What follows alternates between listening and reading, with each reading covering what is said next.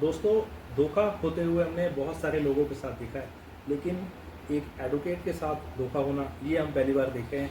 तो सर, हमने सुना है कि आपके साथ भी किसी कंपनी ने धोखा किया है, चीटिंग की है। तो सर, आप हमारे क्लाइंट्स को बताइए कि किस तरह का धोखा आपके साथ हुआ है। देखो, जो बीमा कंपनियां हैं जी। वो जब बीमा आपको ऑफ़र करती हैं उस समय बहुत बहुत बड़े बड़े लुभावने आपको ऑफ़र देती हैं, कहती हैं आपको ये बेनिफिट मिलेगा, ये बेनिफिट मिलेगा। लेकिन जब आपकी क्लेम की नौबत आती है तो बीमा कंपनी अपने हाथ खींच लेती है और वो तरह तरह के नए नए बहाने बनाकर जो है आपके क्लेम को कैशलेस पॉलिसी अगर आपकी है तो कैशलेस को रिजेक्ट कर देते हैं। फिर वो बोलते हैं आप लोग अपना रीइंबर्समेंट में डालिए। रीइंबर्समेंट में जब आप डालेंगे तो वो और कोई नया बहाना ढूंढ के आपका रीइंबर्समेंट की क्लेम रिजेक्ट कर देंगे। इस तरीके से सारी बीमा कंपनियां मेनली जो है हमारे पूरे देश में जो हेल्थ इंश्योरेंस कंपनी की है, नीवा ऊपा कंपनी है, वो सबसे ज़्यादा फ्रॉड कंपनी है। उसमें मेरे साथ भी मतलब ऐसा ही एक वाक़या हुआ है कि मेरी पॉलिसी 10 वर्ष से चल रही थी और कंटिन्यू लगातार 10 वर्ष से चलने के बाद हम उसको दूसरी कंपनी में पोर्ट भी कराया। उसके बाद सुचारू रूप से उसका प्रीमियम भी मतलब जो है पे कर रहे थे।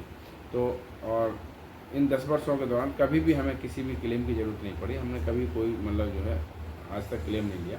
लेकिन अभी बीच में ही हमारी फैमिली को, हमारी पत्नी की तबीयत ख़राब हुई तो हमें ज़रूरत पड़ गई। तो हमारा 1 करोड़ का बीमा होते हुए भी बीमा कंपनी द्वारा 1 रुपया भी कैशलेस के रूप में राहत नहीं पहुंचाई और रीइंबर्समेंट में भी उन्होंने हमारा क्लेम रिजेक्ट कर दिया। और बीमा कंपनी अभी भी जो तरह तरह के नए नए बहाने बनाकर क्लेम रिजेक्ट कर रही है और मैंने उनके अगेंस्ट जो है कंज्यूमर कोर्ट में केस फाइल कर दिया है। एज वेल एज जो उन्होंने मेरे साथ क्रिमिनल एक्ट किया है, क्रिमिनल ब्रीच ऑफ ट्रस्ट किया है, चीटिंग की है और भी मतलब क्रिमिनल ऑफेंस की जो सेक्शंस हैं वो उनके ऊपर लगाए गए हैं और उनका मामला न्यायालय में विचाराधीन है।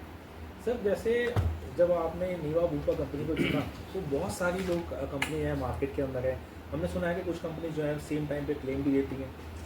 और आपने नीवा बूपा को ही क्यों चुना? एक्चुअली एक हमारे जानकार थे, वो उस कंपनी के एजेंट थे। उन्होंने कहा कि नीवा उपा इज़ द बेस्ट कंपनी, आप यहाँ से अपना पोर्ट कराइए। तो मेरा उससे पहले जो है स्टार केयर में चल रहा था, केयर से पहले स्टार हेल्थ में चल रहा था। तो मैंने उनकी बातों में विश्वास करके और उन्होंने बहुत बड़े बड़े वादे किए थे मुझसे और ये कहा कि ये कंपनी बहुत अच्छी है। और उन्होंने एक 10 लाख की पॉलिसी दी, उसके बाद एक 90 लाख की पॉलिसी दी। तो मैं कुल मिला के मेरी 1 करोड़ की पॉलिसी थी। उन्होंने कहा जब भी आपको ज़रूरत पड़ेगी आपको एक भी रुपया खर्च करने की ज़रूरत नहीं पड़ेगी। एक्चुअली क्या है, जो भी व्यक्ति होता है वो सेफ़र साइड अपनी लाइफ को, अपने बच्चों की लाइफ को सेव करने के लिए इंश्योरेंस करवाता है। और जब उसके पास कोई आपत्ति विपत्ति आती है तो वो उस इंश्योरेंस को लेने का प्रयास करता है और उस समय वो असहाय होता है और उसको कोई भी बीमा कंपनी जो है उसको कोई राहत नहीं पहुंचाती, तो बेचारा फिर वो बहुत मायूस हो जाता है और कंपनी को ही नहीं, वो सबको, अपने आप को भी मतलब जो कोसता है। इस तरीके से ये जो फ्रॉड करते हैं लोग, इनसे सावधान रहना चाहिए। और ये कंपनियां जो है एक्चुअली बड़े बड़े फाइनेंसर की होती हैं, तो उनमें उनके खिलाफ़ भी कार्रवाई होनी चाहिए और हमारे जो लॉ मेकर हैं उनको भी इन कंपनियों के ऊपर लगाम कसनी चाहिए ताकि जो है किसी के साथ धोखा ना कर सकें।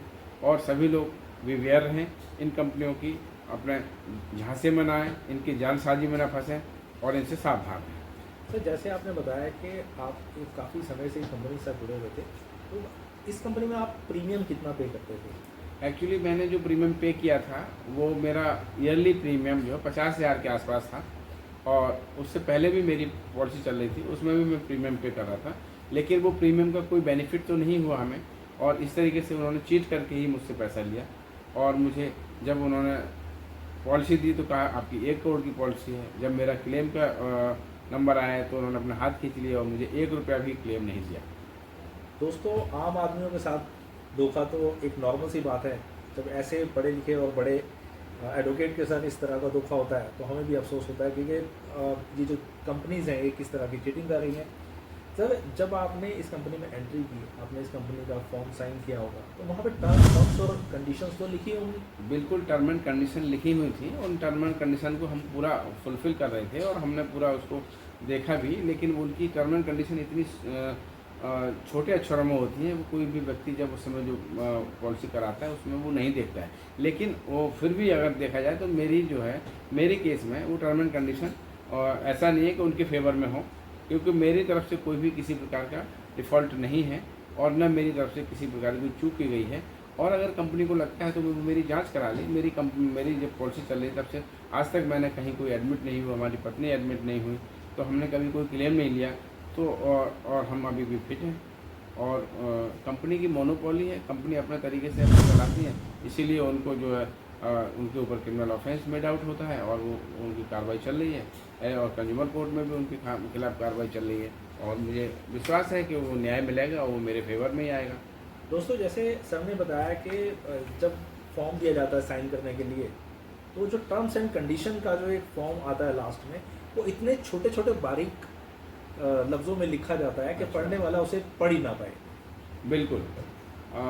एक्चुअली क्या है, ये लोग, उनकी नीयत पहले से ही कंपनियों की साफ़ नहीं होती है, इसलिए वो जो टर्म एंड कंडीशन है वो इतने छोटे अक्षरों में लिखते हैं कि वो लेजिबल ना हो और उनको कोई पढ़ ना सके।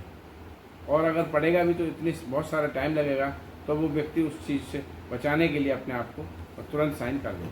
सर, कोई ऐसी मैसेज जो आप डायरेक्ट गवर्नमेंट को देना चाहें कि जो इस तरह की जो कंपनियां जो मार्केट में धोखाधड़ी करती हैं, उन पर किस तरह का एक्शन होना चाहिए, किस तरह के लॉज बने हुए हैं या कोई चेंजेस ला सकते हैं उसमें वो? बिल्कुल।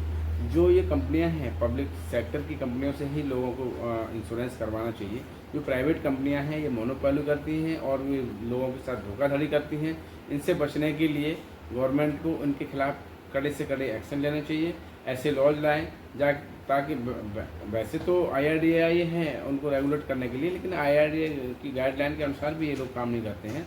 IRDAI की गाइडलाइन में ये भी है कि अगर मॉरिटोरियम एक पीरियड होता है, उसमें 5 साल तक अगर किसी भी व्यक्ति की पॉलिसी चल जाती है तो उसके कभी भी कोई भी क्लेम रिजेक्ट नहीं किया जाएगा, ये कहते हुए कि उसको कोई पीछे से बीमारी थी। तो इस तरीके से जो है गाइडलाइन तो है, लेकिन प्रभावी ढंग से इनके ऊपर एप्लीकेबल नहीं है, जिसका ये फ़ायदा उठाते हुए और लोगों के साथ धोखाधड़ी करते हैं। सर, जैसे मेडिक्लेम लेने के बाद जब आदमी हॉस्पिटल पहुंचता है, पॉकेट के सारे पैसे खत्म हो चुके होते हैं, तब वो जाके पॉलिसी काम आती है और उस समय भी अगर उस पर्सन को कोई हेल्प नहीं मिलती पॉलिसी जिसने खरीदी है, तो अगर किसी के साथ इस तरह का धोखा हुआ है तो आप क्या कुछ हेल्प कर सकते हैं उसमें? अगर किसी भी व्यक्ति के साथ कोई बीमा कंपनी किसी प्रकार का फ्रॉड करती है, किसी तरीके का गलत ट्रांजैक्शन करती है, तो वो व्यक्ति हमारे दिए गए नंबर पे बात करके हम उसको पूरी लीगल हेल्प प्रदान करेंगे और वो कंपनी के खिलाफ जो है जितने भी केस होंगे कंज्यूमर कोर्ट में, क्रिमिनल केस में, सारे उनके अगेंस्ट जो हम करेंगे और वो लोग हमसे संपर्क कर सकते हैं। तो दोस्तों, चैनल का नाम है मैं हूं ना, आप देखते रहिए मैं हूं ना चैनल, और चैनल को सब्सक्राइब जरूर करें, लाइक जरूर करें, क्योंकि आपको यहाँ पर कोई पैसा नहीं देना है। अगर आपके साथ किसी तरह की कोई चीटिंग हुई है, कोई फ्रॉड हुआ है, आप हमारे चैनल के ऊपर जो दिया गया नंबर है उस पर कॉन्टैक्ट कर सकते हैं, ईमेल कर सकते हैं हमें, हम कोशिश करेंगे आपकी सहायता करने की।